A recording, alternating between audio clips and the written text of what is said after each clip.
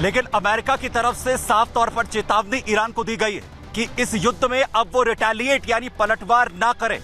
और दूसरी चुनौती ईरान के लिए भी है कि अगर वो अमेरिका की तरफ से जो चुनौती दी गई है, चेतावनी दी गई है, उसे नहीं मानता है तो अमेरिका भी इसमें सीधे तौर पर उतर सकता है। और मैं आपको समझाने की कोशिश कर रहा हूं।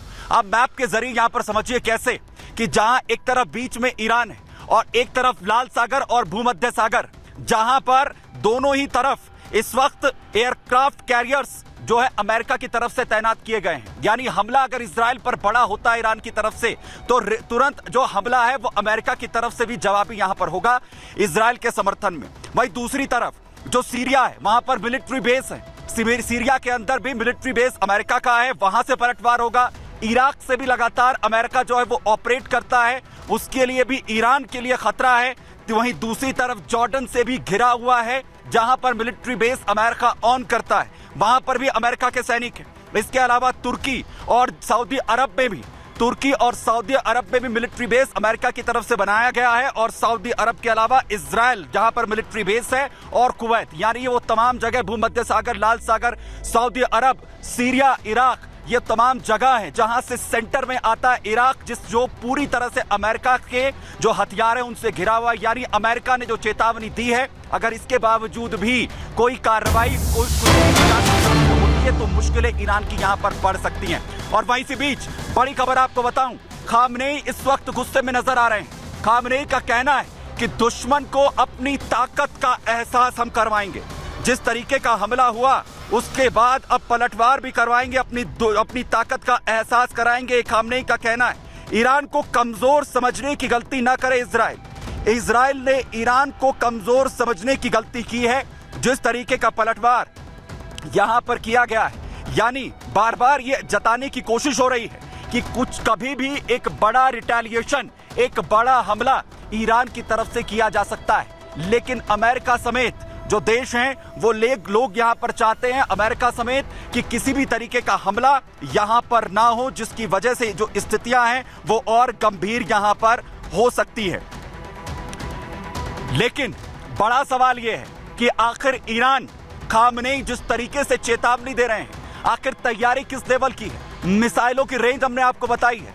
दूसरी तरफ आपको ईरान की जो गुप्त परमाणु शक्ति है, जिसके बारे में कहा जाता है कि एक लेवल तक पहुंच चुकी है, तस्वीरें भी पूरी दुनिया ने देखी थी कुछ दिनों पहले। कहा यह जा रहा है कि ईरान का जो यूरेनियम भंडार है वो 128 किलोग्राम तक पहुंच चुका है। बड़ी बात यह है कि ईरान के पास 3 गुना ज्यादा इससे यूरेनियम मौजूद है और इस यूरेनियम से 3 परमाणु बमों को बनाया जा सकता है, जिसके बेहद करीब ईरान बताया जाता है।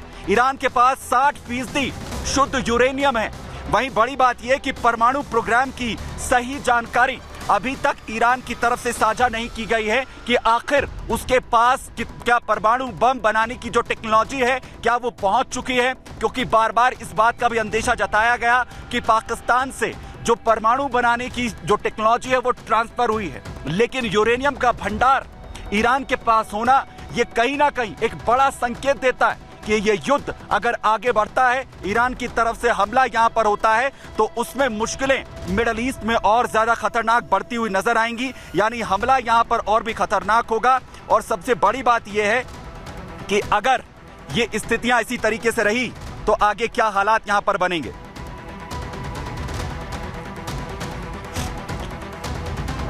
तो ये हुई बात मिडल ईस्ट में जहां एक तरफ हालात तनावपूर्ण है, उधर भारत और चीन बॉर्डर पर ऐतिहासिक समझौता हुआ है।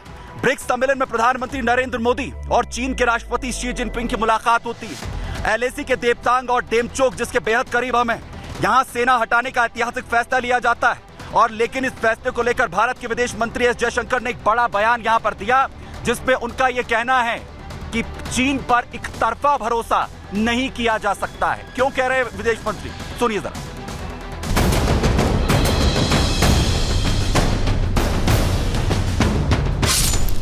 21 अक्टूबर को जब से रूस के कजान शहर में प्रधानमंत्री नरेंद्र मोदी और शी जिनपिंग के बीच वास्तविक नियंत्रण रेखा को लेकर जो समझौता हुआ है, उसकी चर्चा आज पूरी दुनिया में हो रही है। कहा जा रहा है कि प्रधानमंत्री नरेंद्र मोदी और चीनी राष्ट्रपति शी जिनपिंग की मुलाकात के बाद एलएसी पर सब कुछ ठीक हो जाएगा। लेकिन अब भारत के विदेश मंत्री एस जयशंकर के एक बयान ने खलबली मचा दी है।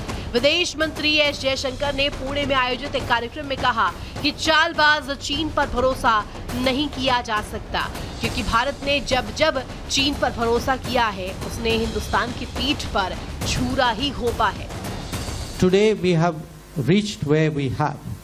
There are two reasons for it. One, a very determined effort on our part to stand our ground and make our point.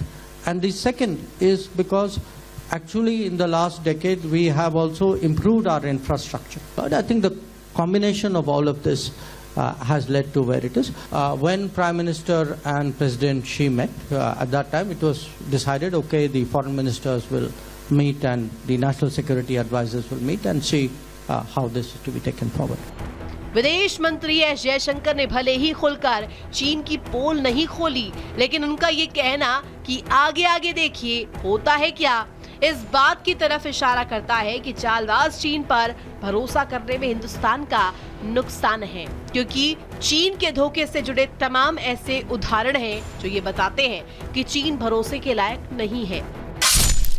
उदाहरण नंबर 1, 1962 में हुआ भारत चीन युद्ध।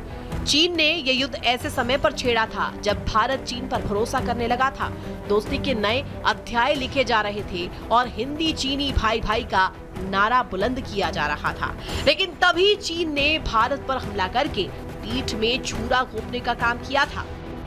उदाहरण नंबर 2, साल 1965 का भारत पाकिस्तान युद्ध। 1965 में जब भारत पाकिस्तान के साथ युद्ध लड़ रहा था, तभी चीन ने भारत को नाथुला और जेलेप ला दर्रा खाली करने के लिए कहा था, जिसकी वजह से युद्ध के हालात बन गए थे और 1967 में भारत चीन के बीच टकराव हो गया था। लेकिन तब भारतीय सैनिकों ने चीन को मुंह तोड़ जवाब भी दिया था और कई चीनी सैनिकों को मार गिराया था। उदाहरण नंबर 3, 15 जून 2020 को हुई गलवान घाटी में हिंसा। चीन पर विश्वास न करने का सबसे ताजा उदाहरण गलवान घाटी हिंसा है। सभी ने देखा कि कैसे चीनी सैनिकों ने पूर्वी लद्दाख के पैंगोंग त्स्यो झील में कब्जा करने की कोशिश की थी और इस संघर्ष में भारत के 20 बहादुर जवान शहीद हो गए थे। ये वो तमाम उदाहरण बताते हैं कि चीन पर भरोसा नहीं किया जा सकता। हालांकि इस बार भारत पहले से ज्यादा तैयार है। भारत समझौते का ईमानदारी से पालन तो कर रहा है, लेकिन चीन की चालाकियों को देखते हुए अलर्ट भी है। जाहिर है कि चीन इस बार कोई चालबाजी नहीं दिखा पाएगा और मोदी के सामने चीन ने कोई षड्यंत्र रचा तो उसे इसका मुंह तोड़ जवाब भी मिलेगा। Bureau report, Republic Bharat.